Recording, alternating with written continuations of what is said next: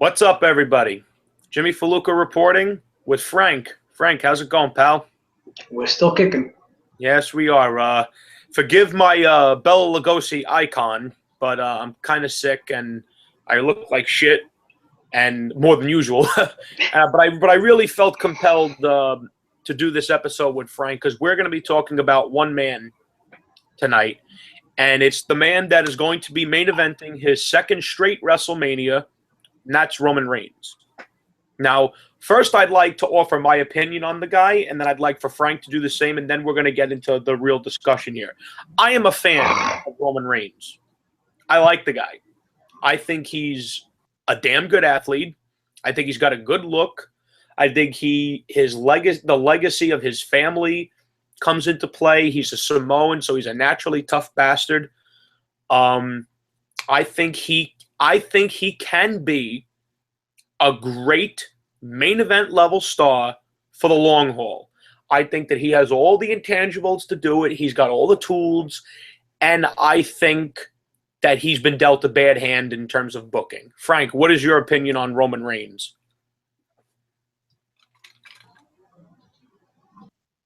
Frank, are you there? Yeah, I'm here.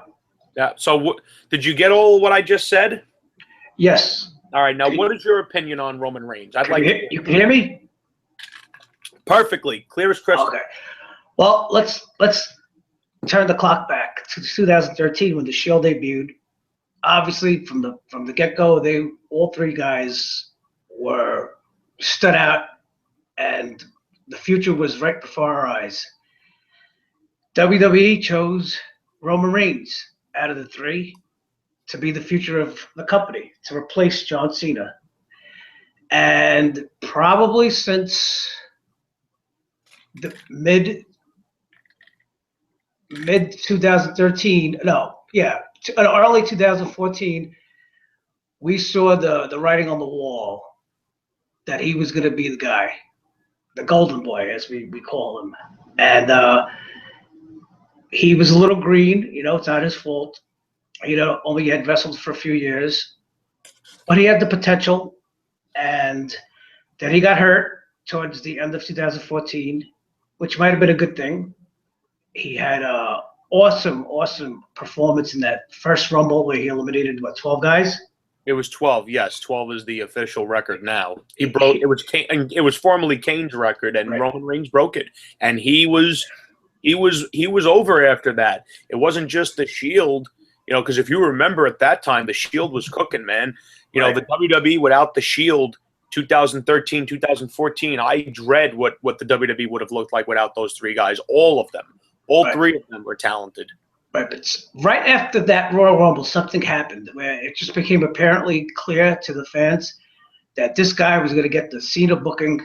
He was going to get protected. He was going to be made to look invincible. And that started to unhinge the wheels to the cart. And of course, what didn't help was his promos. His mic work hasn't improved. Now, is it his fault? He's getting scripted lines. He's not allowed. I don't believe for a second that it is his fault, and I will tell you why. I have seen him, Frank, cut promos down in NXT as the heel. Yeah, with the suit and the arrogant. And let me tell you something, Frank. When he was cutting that promo, number one, he didn't sound nervous. Number two, he didn't sound flustered. He didn't sound like he was green. He actually sounded like he was an experienced wrestling veteran cutting a promo, telling whoever was in front of him, "It's my time. You're lucky that you're even in my presence right now."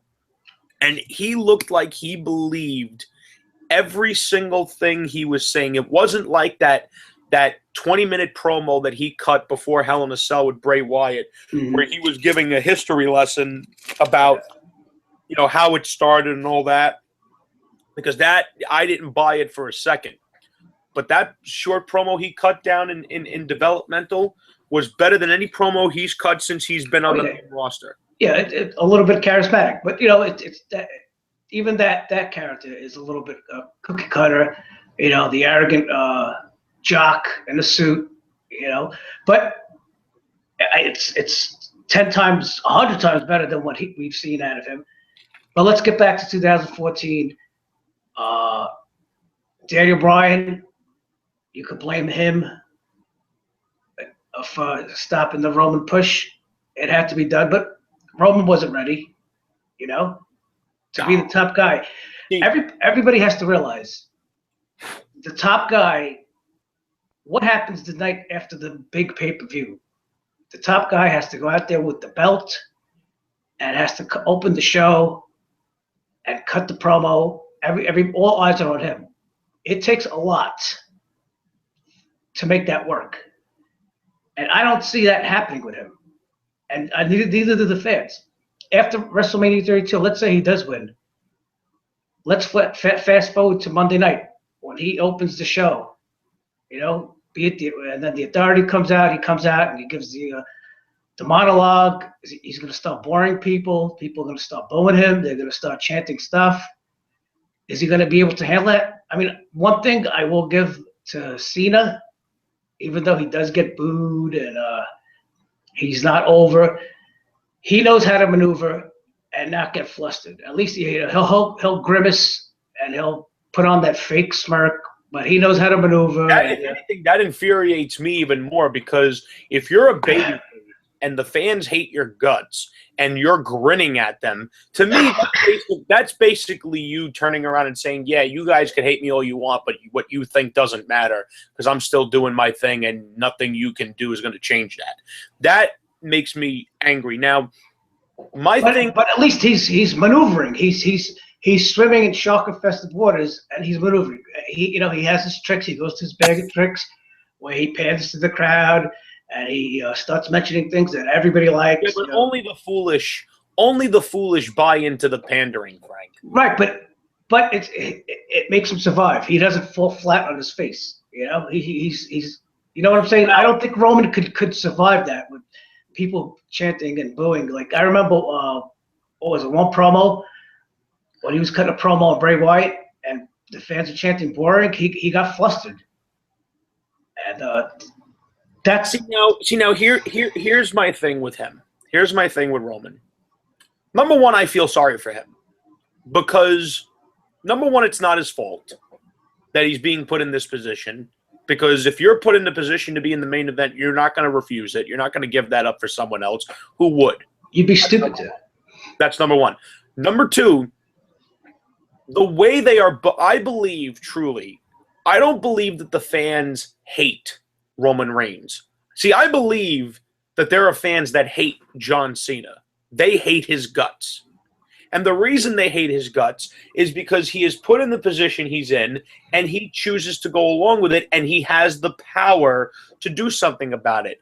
For anyone to turn around and say that John Cena has no power over what he does is completely full of shit. Hogan called the shots. Brett called the shots. Shawn called the shots. Austin and Rock called the shots. Triple H used to tear up scripts when he was told he wasn't going over. So people actually believe, Frank, and this is what I find laughable, people actually believe that when John Cena got on top, all that just went away. No, of course not. Anybody in that position who's been granted that position, of course they have some creative control over there. And Cena's been on top for over a decade. Believe me, if he says no, they won't go along with it. If he says yes, they'll go along with it. Absolutely. If Cena wants it to happen, it will happen. If he doesn't want it to happen, it won't happen. Reigns doesn't have that type of leverage because he's only been in the business. He's only been in the WWE since 2011, 2012?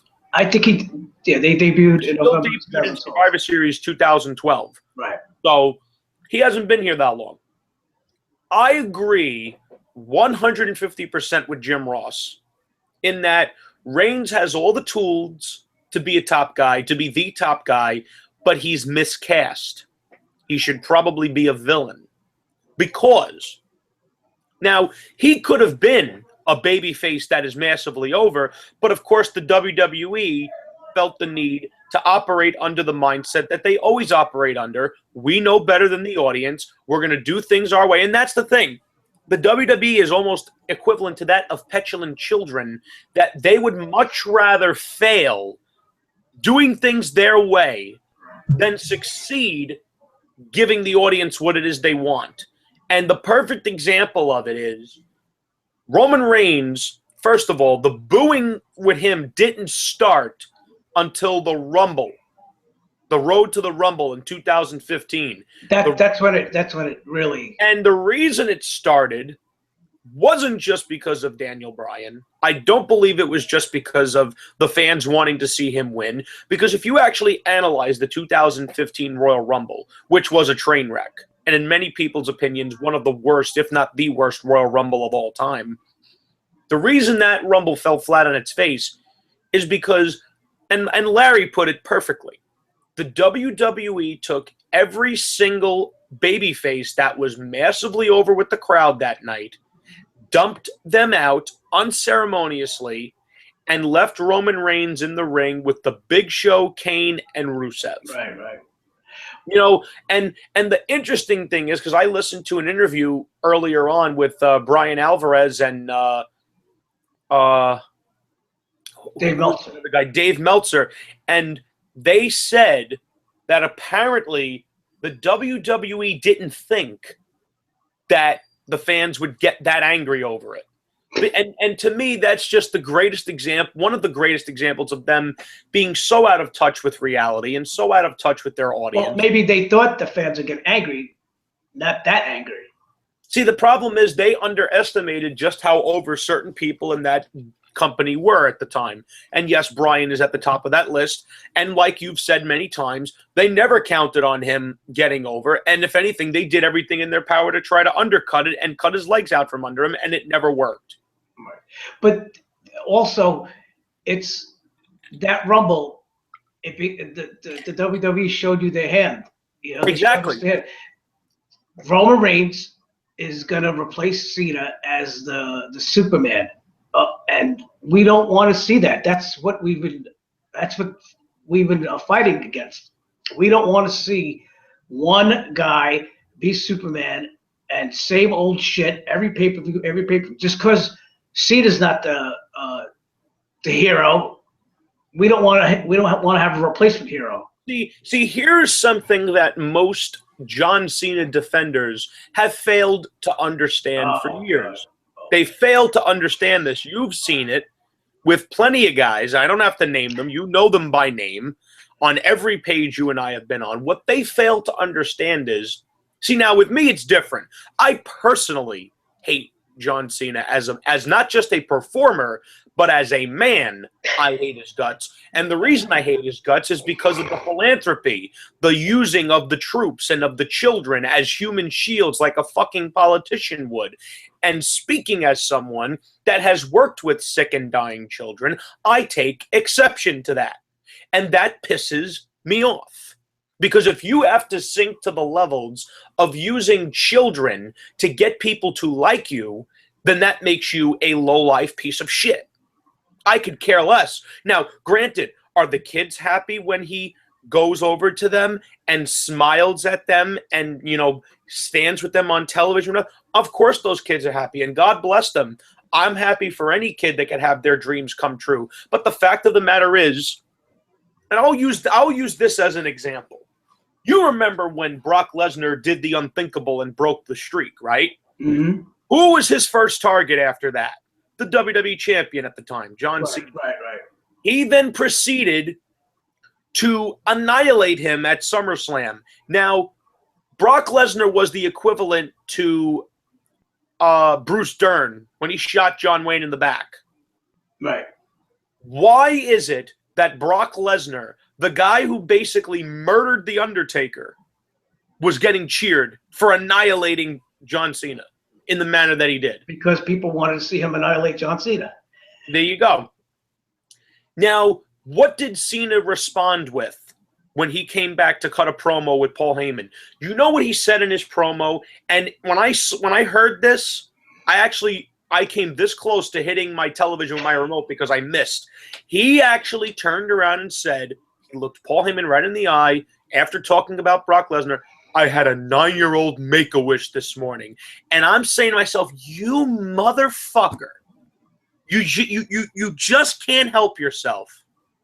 You can't help yourself. Yeah, why do you have to say that? Why do you have to bring up that you do charity work? Because why? Because people won't cheer you unless you talk about your only redeeming qualities. Like they did a poll on WWE.com maybe last year, and they said, "What are your favorite qualities about John Cena?" Overwhelmingly, it was the thing that got the most was his charity work. It wasn't his wrestling ability. It wasn't his promos. It wasn't his entrance music. That's the only thing he's got. Strip away the PR. What do you have? And they're doing the same fucking thing. They're going to end up doing the same thing with Roman Reigns, and they're going to ruin this guy.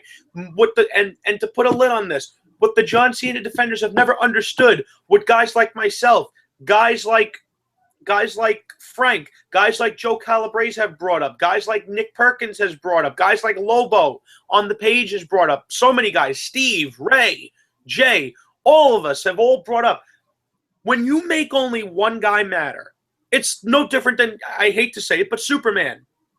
One of my best friends at work has said it many times because we're both comic book fans.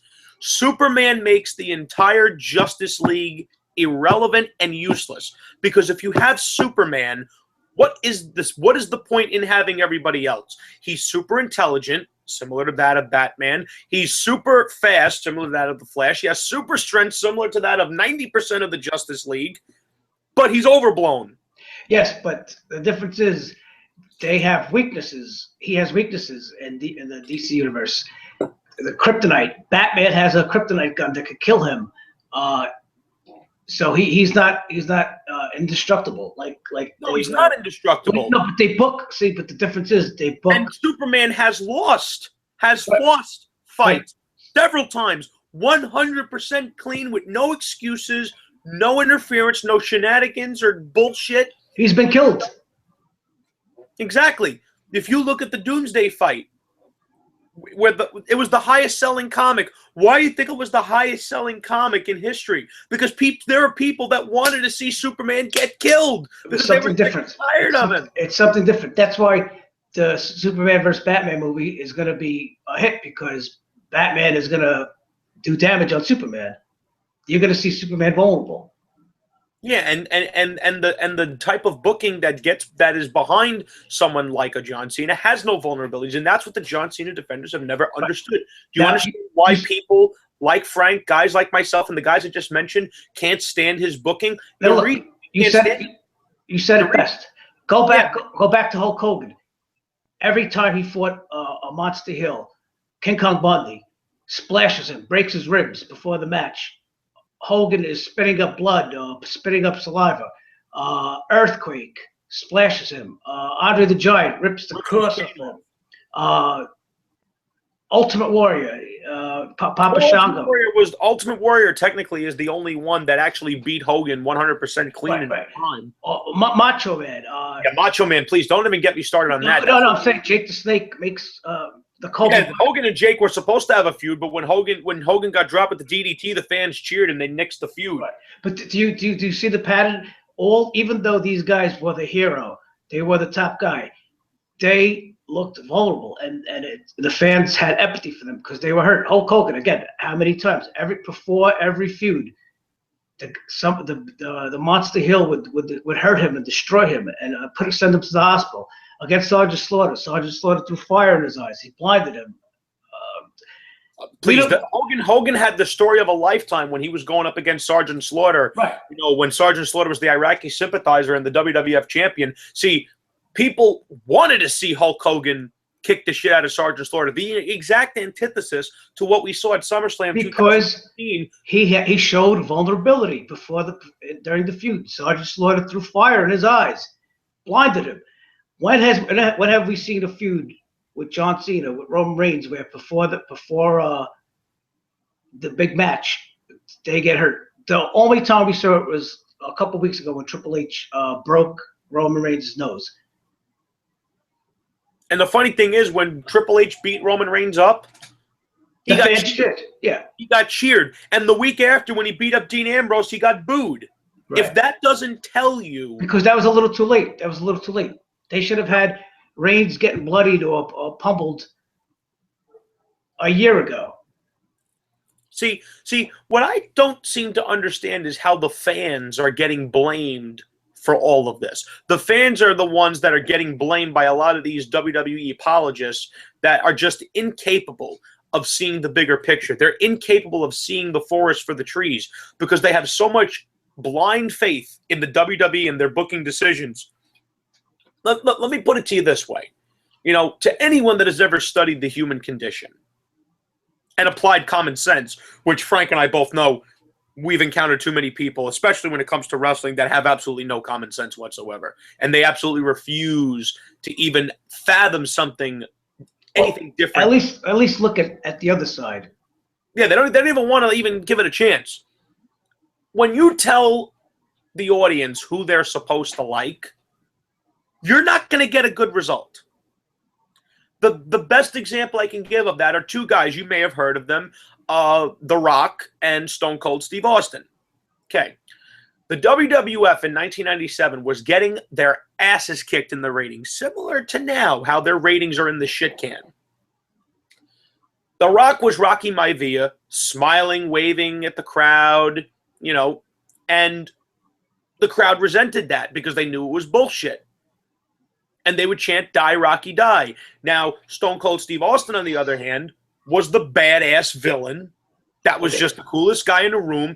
And the crowd didn't care that he was a villain. They cheered him. Guess what happened, dumb dicks?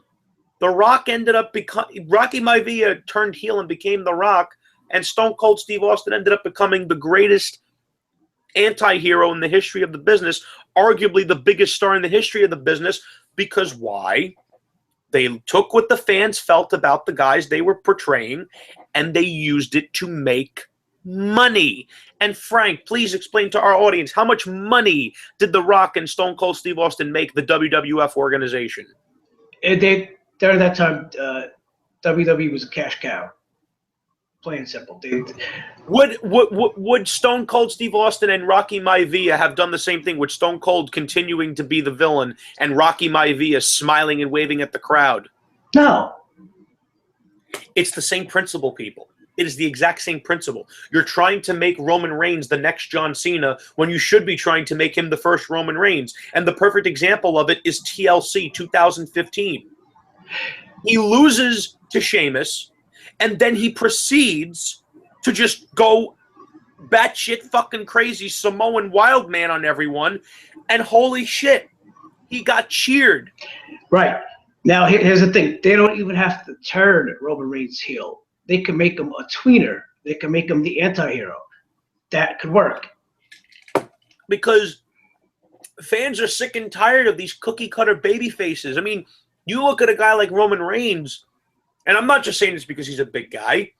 It's the way he looks. That look he has on his face. He looks like he could be a killer. This guy should be a killer. It doesn't take much. You remember Taz from ECW. Taz was never a big guy. He was always, a certain height. But he made you believe the way he was booked. He made you believe he was going out there to choke motherfuckers out and drop them on the back of their heads with a suplex.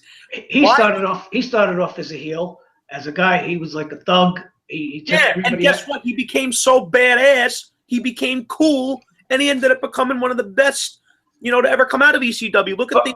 But really, he was never a face. He was never a face. No, he was a tweeter. He was never a guy that came out and said, "I'm here for you fans." He would never pander to the crowd. That's the thing. Stone Cold Steve Austin, do you ever remember him pandering to the crowd, like saying, the only way he would ever pander to the crowd, based on what I watched of Steve Austin, he would never kiss their ass or kiss up to the crowd. He would look at the crowd and say, and this was my favorite thing that Austin would do with the crowd. This was his connection with the crowd. He would look at the audience and say, "If anybody wants to see Vince McMahon get his ass whipped, give me a hell yeah." And the entire place would erupt in a hell yeah. Or The Undertaker. Right. The Undertaker never really pandered to the crowd. He would just call them the creatures of the night, and they ate it up.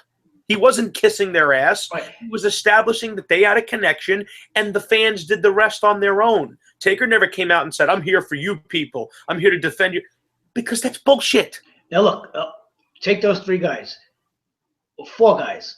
Stone Cold, The Undertaker, Taz, even The Rock, even when they were the so-called face and they were getting cheered, and they were in the ring with another face, just as popular, you always had it in the back of your mind they could just turn around and drop that guy in the ring. And many times they would. Stone Cold. Many times they would. DTS. DTA, don't trust anybody. DTA, don't trust anybody. The Rock, he would always, he would never put anybody over. You know, even if it was a popular guy like Mankind, he would diss him. And hey, look out, he might give him a rock bottom. Taz. He could turn on anybody. Undertaker. He would drop anyone with a choke slam at any time. Yeah, out of the blue. He'll just grab you by the throat and you're done. And that's the thing with Roman Reigns. To me, it absolutely makes me. I actually hoped that they actually got it, because when he annihilated Triple H at TLC and beat the fuck out of him, I mean, Frank, he beat the fuck out of Triple H. Yeah. In a vicious, vile, depraved way. And that is exactly how Roman Reigns needs to be booked consistently. He's not supposed to be the guy. Listen, Goldberg, he was never in any classic matches because that's not what he was designed to do. He was designed to go out there, smash whoever was in his way, say a few, maybe if you're lucky, say a few words, and leave. And Another guy. He's the portrayed babyface. He's over. He could be in the ring with anybody. And think about this. Goldberg he'll spear anybody if Goldberg was beating up absolutely anyone in his path, whether it was a heel or a babyface. Now, here's a great example of how Goldberg got massively over. First of all, they had a big bad villain in Raven. You remember back in WCW how much the fans couldn't stand Raven and the Flock. Well, Raven was the United States champion. Yeah, for 24 hours. They put him in the ring with the undefeated Bill Goldberg. For 24 hours. Goldberg was fighting off the Flock one after the other, and he defeated Raven. I argue, Goldberg was a made man after he beat Raven for the United States Championship, because people wanted to see Raven get his ass kicked so bad. Well, not only that, but they wanted to see gold around Goldberg's waist. Coupled with the fact that Goldberg was gaining a lot of steam, he was undefeated, and by the time they got to the Georgia Dome when he beat Hogan for the title, they were putting him in the same stratosphere as guys like Austin and Rock, saying, this guy's drawing big money. He was. And he was. He became the face of WCW after the Sting fizzled out with his feud. And then of course they beat Goldberg, and he was never the same again. Well, he had that streak. That's another streak that had to end sometime. Well, it was the way that they did it and what followed. It was very poor execution. That was Goldberg losing his streak should have been an angle that should have been able to take them for almost a year. Right. But that's fantasy booking for another time. But the point of the matter is Roman Reigns, he's not completely dead. He can be salvaged to where he can get the correct reaction. And that's the problem some people don't seem to understand. Yes, there is a correct and an incorrect reaction. The reaction that Daniel Bryan would get, that is a correct reaction because he is a babyface and he gets cheered. Whatever it is. Now, you said before, the fans are to blame. Now, if Superman vs. Batman comes out and it doesn't really, it doesn't make 400 million and only makes 200 million, and it's a bomb, the moviegoers to blame? No, the moviegoers aren't to blame. The filmmakers are to blame. The actors is the director of Superman vs. Batman going to come out and say, well, the moviegoers don't know? Yeah, they just don't understand what's going on. You'll never hear a director come out and say, if the movie doesn't make if it doesn't make the amount of money it's supposed to, it's the damn fans. Why do the fans complain? Why can't they just sit there and enjoy the movie and watch? You'll never hear a director say that. And come back again and watch it twice.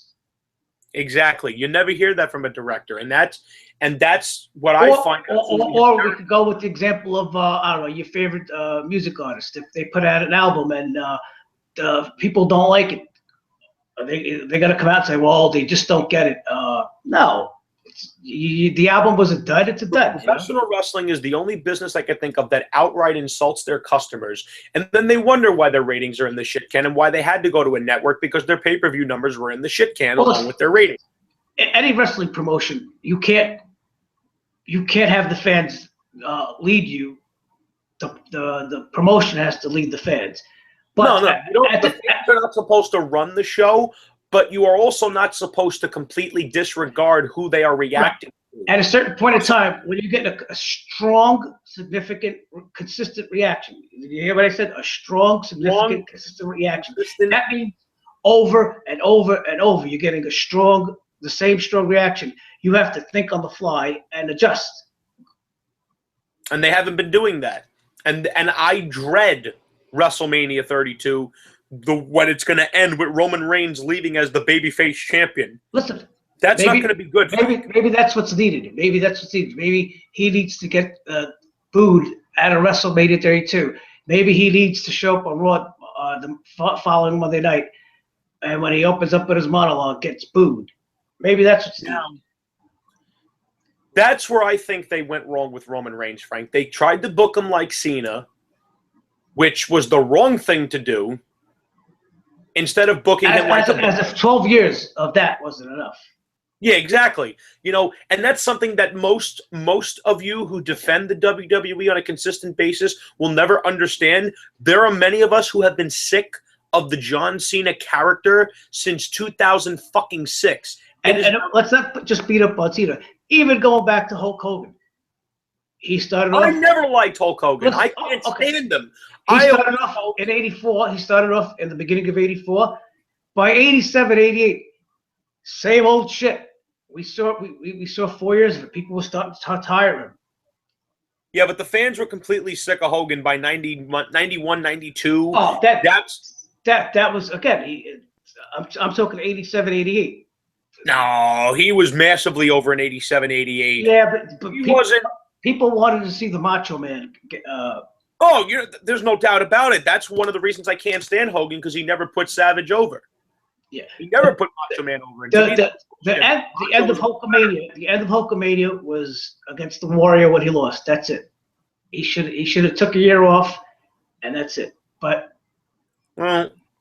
that's fantasy booking for another time. But speaking of fantasy booking, I've thought about this for a while because I'm such a fan of Roman Reigns and I want to see him succeed and I want to see him do well.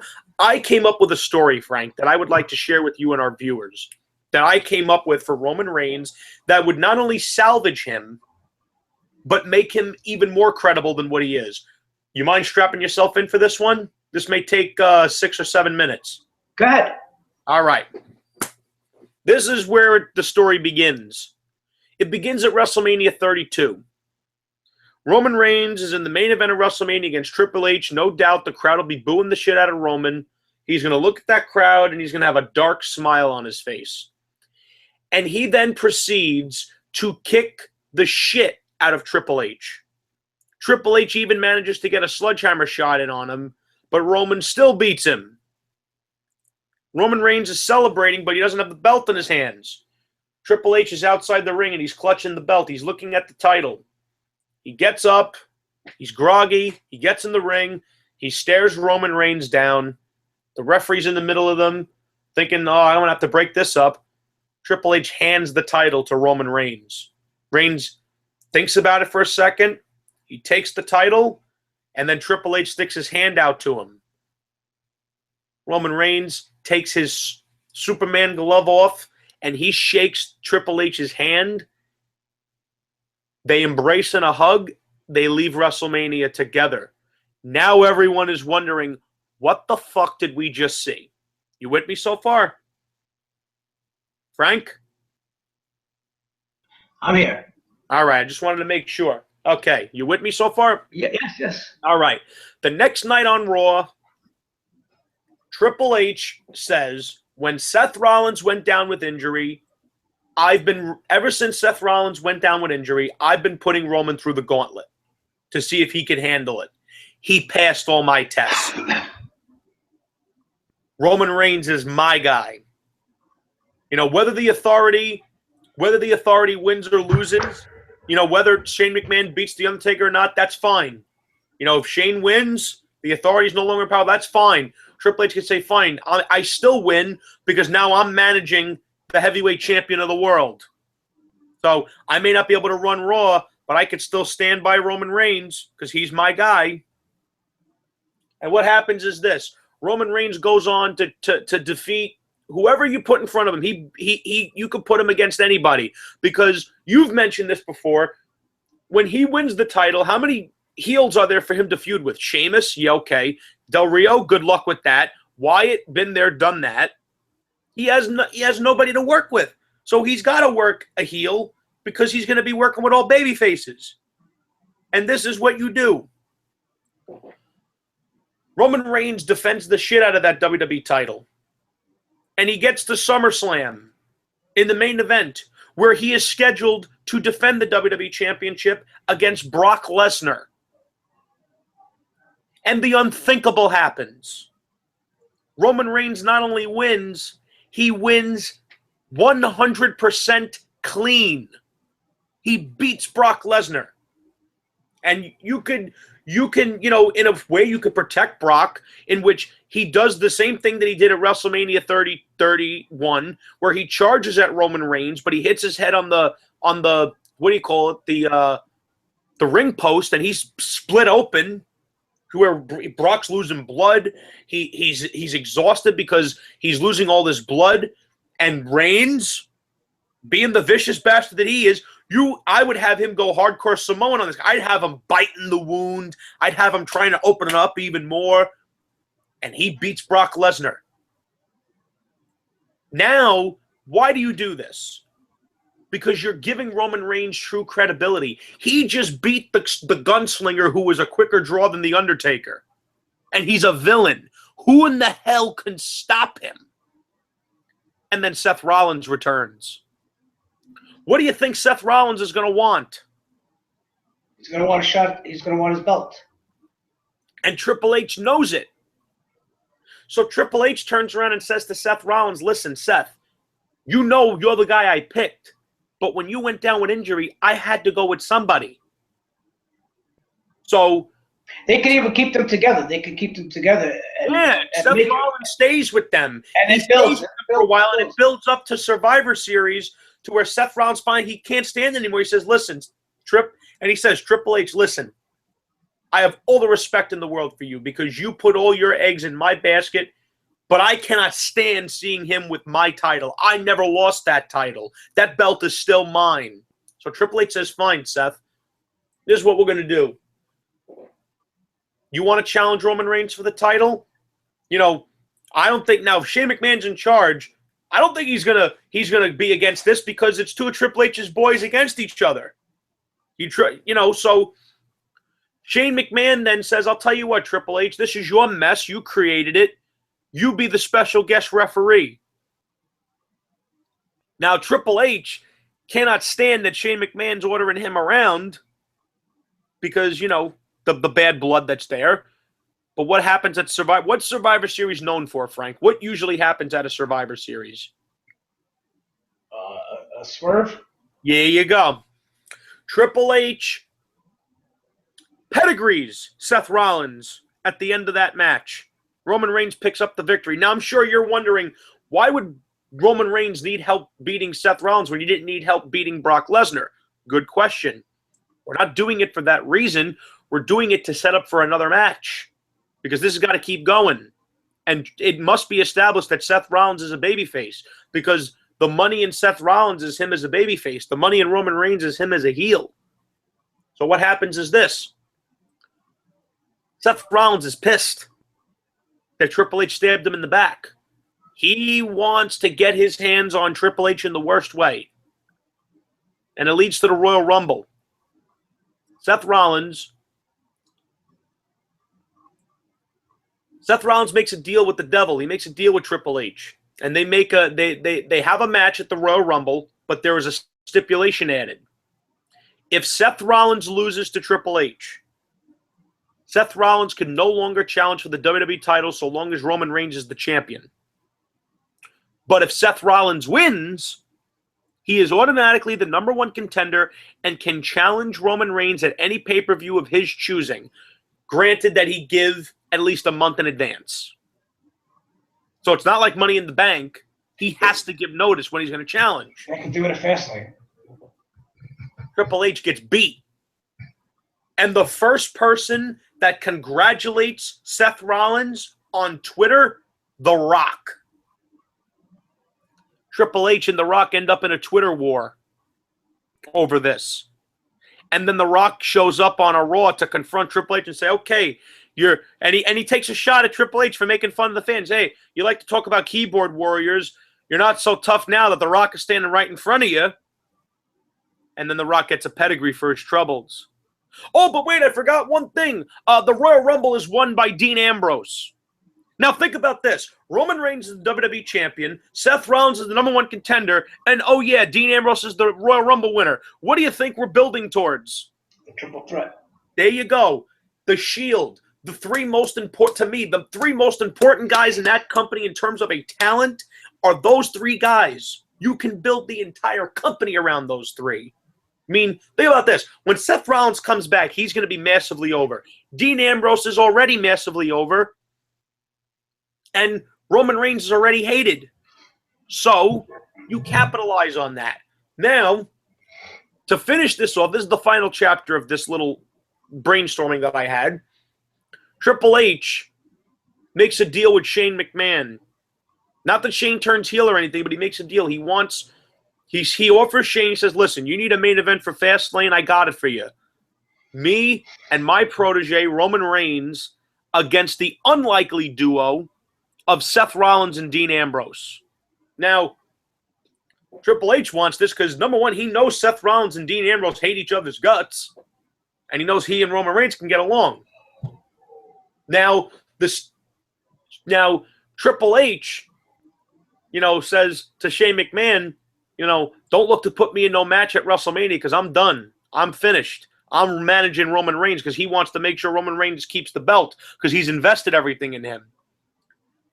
Well, in the main event, there's a little bit of a stipulation added to the main event. And yes, I'm going to have a ton of stipulations because to me, you need to give the fans a reason to watch. Just saying wrestler A is going to fight wrestler B, that's not good enough. There's got to be a reason.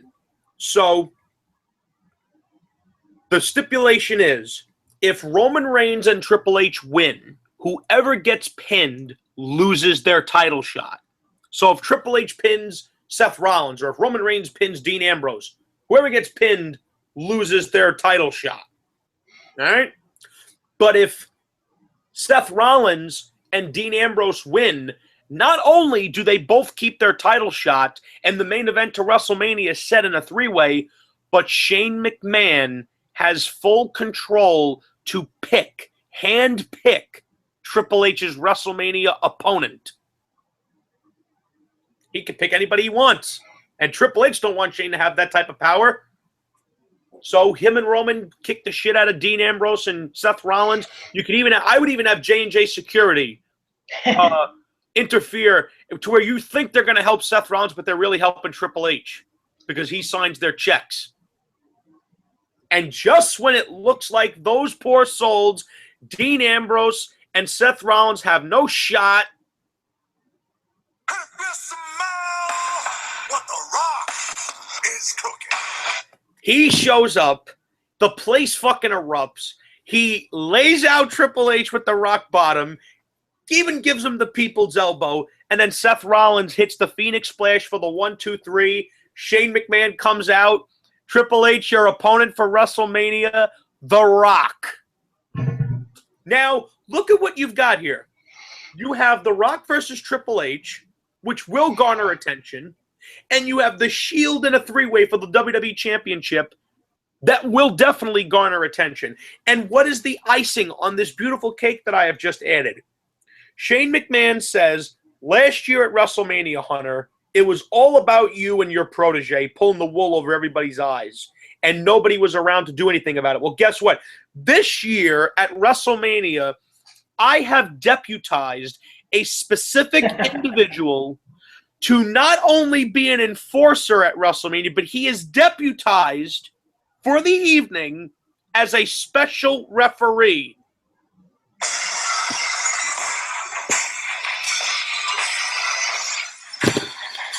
I just sold a shit ton of tickets on that one. So you have Triple H versus The Rock, and Stone Cold is the special guest referee. Hello? That's money. Then you have the Shield in the three-way, and you could even have it to where, to me, this would be perfect. You have Triple H try to get, what's his name, the referee that was with the Authority during the whole Bryan bullshit? Scott Armstrong, right? Scott Armstrong tries to pull a fast one to get Roman Reigns the win. Here comes Stone Cold Steve Austin. He stuns him. He turns around. He eats a Superman punch. Now someone's put their hands on Austin, and that's Roman Reigns. He comes that close to pinning Seth Rollins. Austin still makes the count. He gets only a 2. He gets in Austin's face and says, if you don't make the 3 count, I'm going to hit you again. He turns to continue his onslaught. He gets whipped around, Stone Cold Stunner, Dirty Deeds, or whatever, whether Seth Rollins pinned you, and you get a new champion. Now look at what you have here. You have Roman Reigns, who beat Brock Lesnar. He's taken seriously. You have Seth Rollins. He beat Triple H clean. He's taken seriously. You have Dean Ambrose. He won the Royal Rumble. He's taken seriously. My God, you have 3 top guys that everyone takes seriously. Listen, everything you said is very interesting. And that's it. That's my story. I just gave you 2 main events to WrestleMania. One that is guaranteed to sell tickets in The Rock versus Triple H with Austin as the ref. And then you get the Shield 3-way. I don't know how anyone can say that they wouldn't sell tickets because people would pay to see that match. And Frank, I dare say they could quite possibly put on the best match you ever seen. That would be a great. Listen. I have no doubt that they could pull it off. I've been saying, when Roman Reigns is in the ring with Dean Ambrose, Seth Rollins, magic happens, and he goes into beast mode, and they do the double power bomb or the triple power bomb, and Roman Reigns starts doing the drop kick on the apron and spears the Superman punch. It's awesome. It is awesome. Pops. But I said this before on a Nick show. But when he's in the ring alone, something is lacking. He doesn't have that connection with the crowd. Because it's the role he's casting. It's what's the end result? What's the end result? Okay, Superman punch. He wins again. He wins again. Okay. Because there's no oomph to him, in the current character he's in. And I think Ray Charles, blind as a bat, can see he's got to turn heel. The question is not what happens at the pay-per-view. What is going to happen on the opening of Raw the following night? That's where Roman Reigns fails because it's the same episode. He wins on the pay-per-view. Okay, so then what happens on Raw? I feel bad for him because it's not his fault. It's not the crowd's fault. It's the WWE's fault because they've tried to make him into Cena, and the crowd is smart enough to see that. It's transparent. It's transparent. The crowd doesn't want another John Cena. And when I say they don't want another John Cena, I mean they don't want to be told who to like. I don't know what it's going to take for some of you guys to understand. The crowd does not want to be told who to like. Not only that, they don't want to see a guy who has no vulnerabilities, where it's clear he's being always protected, and he always comes out smelling like roses, and he never gets beat up. And I'll put it to you this way. If you're booking a show and only one guy matters, you have a problem. Because the crowd doesn't want only one guy to matter. If you look at the most successful eras in the history of this business, look at the 80s and the NWA. How many credible guys were there, Frank? How many really credible guys? Let's not forget. Yes, all those guys. Let's not forget. The Monday after Raw, there's going to be a lot of guys coming in to debut. You got the Bullet Club, Gallows and Anderson. Finn Balor is around the corner. You got a lot of guys. AJ Styles is Frank. You tell me now with the story I just gave you of Reigns. Kevin Owens is in line. Dean Ambrose is in line. The night after WrestleMania, like you said, Roman Reigns is a heel somehow, some way, and his. Want to know who I'd have as? You want to know who I would have as Roman Reigns' first opponent? It's got to be Dean Ambrose. It's got to be Dean Ambrose. You want to know who I would have to start him off with? You tell me what you think of this.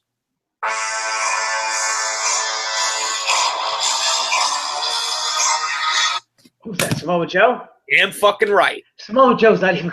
He's never gonna make the best. I would call Samoa Joe up to feud with Roman Reigns. It would that would be a great match. But because you want first of all, Roman Reigns would get a lot of good ring time with a veteran who, number one, would put him over. Number two, would make him look really good. Number three, probably would give us some pretty damn good matches. Because for anyone to say that Roman Reigns can't have good matches, yes, he can. He's had great matches with Bray Wyatt. He had a great match with Daniel Bryan last year. The guy's got it. He's just put in the wrong role. Frank put it perfect. In a perfect world, yes. But the night after WrestleMania, if Dean Ambrose squeaks out a win against Brock Lesnar, whatever. The next time we do a show, Frank, that's the next thing we have to really talk about, because in my mind, Dean Ambrose, I don't care if he's got to dump the whole fucking stadium on Brock. Dean Ambrose cannot come out of WrestleMania 32 losing. He doesn't even have to do anything. There could be interference against him. Maybe this will be the pay-per-view where the Wyatt family interferes against Brock. Well, I just don't want to see Dean Ambrose get beat, because I say he's the most popular guy you have.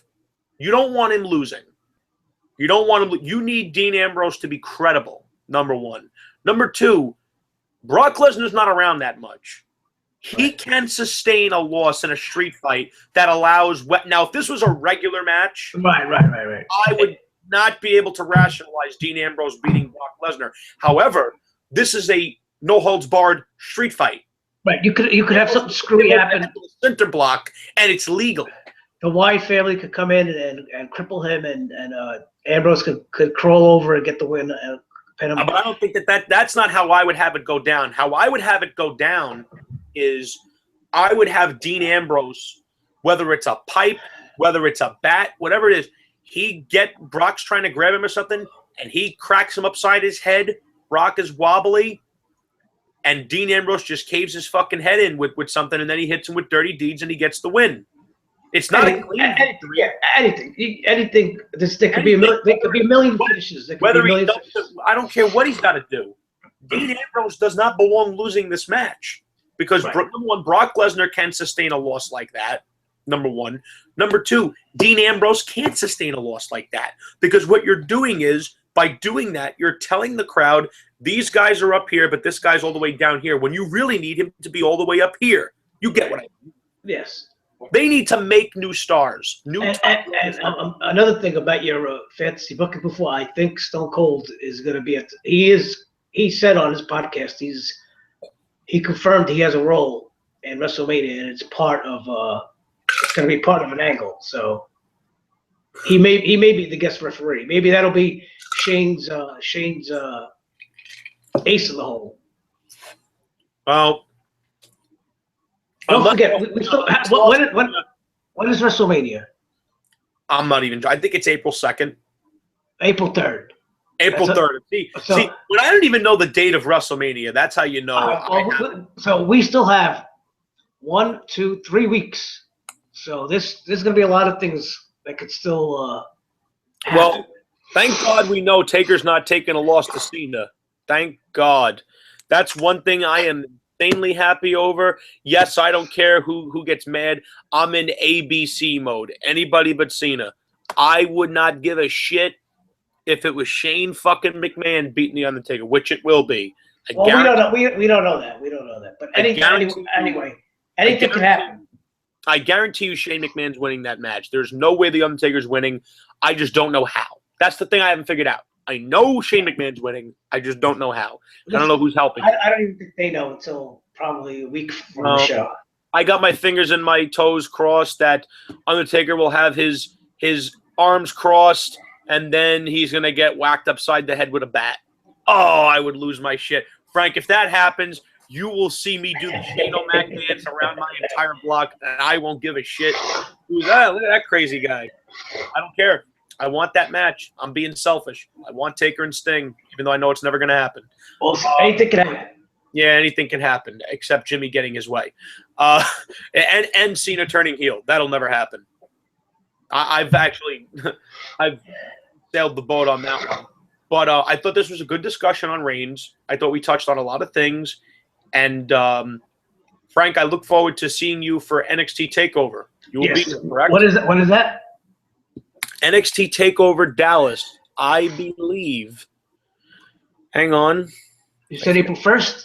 It is indeed April 1st. Okay. That's a So Friday. you got you got 3 weeks. That's a Friday. No problem. You might as well spend the weekend because you're going to be here for WrestleMania too. That's all right. I don't really live that far from you. There you go. Yeah, Frank is always welcome in my home. We have good discussion, whether it's wrestling, politics, sports. We got our Mets. We got our Mets coming up this year. Yes. They're coming up on their 30-year anniversary since the last time they won the championship. It'd be nice to see the Mets. Let me tell you something, man. Syndergaard's looking good. Harvey's looking good. Cespedes has been is hitting good. We need them to bring that during the season. They'll be up there. We'll see what happens. The Mets have. I'll put it to you this way. And this is me laying my balls on the table. The Mets have no excuse to not at least make the playoffs. Oh yeah, they have to make the playoffs. Yeah. Let's see what happens with that. But for Frank and myself, we thank you guys for joining us, and please leave your feedback. Positive, negative, neutral, whatever the fuck it is. Leave the insults in your own inbox. The Cena fans are out to get you. James. No, listen. If you're a Cena fan and you disagree with what I say, that's fine. But once you start getting personal, you're added to the blocked list. Listen, I told Nick last night, if you look Cena, fine, make a video, talk about how great he is. No, really, if you think it's an argument, talk about how great he is. Talk about what he's meant to the company. Talk about his all the positive things. Let's talk about what he's meant to the company. Let's talk about how since he got on top, 50% of the WWE's viewers just up and vanished. Right. But I guess that's just a mirage, Frank. I said it. Just because we make videos doesn't mean we have expert knowledge. Nobody has knowledge except for 5 people: Vince McMahon, Kevin Dunn, Triple H, Stephanie, and maybe a head writer. If you like Cena or if you like Reigns, if you like, any wrestling fan can like whoever they want. You can dislike whoever you want, but when you get to the point where you're blaming the audience for the problems of the WWE, that's where you're on the wrong fucking track. For the simple fact of you cannot blame the audience for the problems of the WWE, especially when it comes to this subject with Roman Reigns. And I'm a fan of Roman Reigns, but even I understand it is not the fans' fault. No. Because the fans are even Jim Ross admitted that Reigns is being force-fed. Now, if you don't respect my opinion and you don't respect Frank, at the very least have some respect for Jim Ross. Because it's obvious. It's obvious. It's more than obvious. And more likely than not, and this is how we'll close the show, more likely than not, Frank and I are mostly just on here stating the obvious. Yeah. That's basically what we do, Frank. We come out here, we basically say exactly what's going on, and the problem is some people can't handle reality. Just because we record our conversations. Oh, Frank, maybe if we just do this on the telephone, they'll start calling us the they'll start calling us the telephone wrestling community. Yeah. Anyway, all right. That's we're it. done for the night. For Frank, for myself, you guys take care.